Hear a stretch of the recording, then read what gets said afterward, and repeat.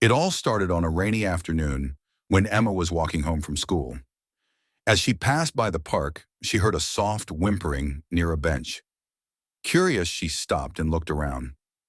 That's when she saw him, a tiny, shivering puppy with big brown eyes and floppy ears. "Oh no, where's your family?" Emma crouched down, gently petting the little pup. He wagged his tail weakly, but he looked scared and hungry. Emma knew she couldn't just leave him there. She carefully picked him up, wrapping him in her jacket. "Don't worry, little guy. We'll figure this out." At home, Emma's parents agreed to let her take care of the puppy while they tried to find his owner. She made a cozy little bed with blankets, gave him some food, and even named him Buddy. Days passed, and Emma put up posters around the neighborhood and asked people if they had lost a puppy, but no one claimed him. One afternoon, while playing with Buddy in the yard, Emma's neighbor, Mrs. Rivera, walked by and smiled. "That's a sweet puppy you have there." Emma sighed.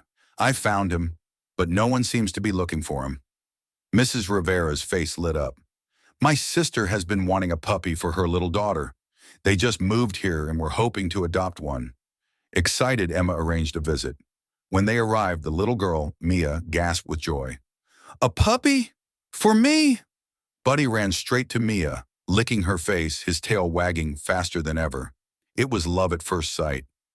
Seeing how happy they were, Emma smiled, feeling a little sad but also proud. "I think Buddy just found his forever home." Mia hugged Emma. "Thank you for finding him." As Emma walked home, she felt warm inside.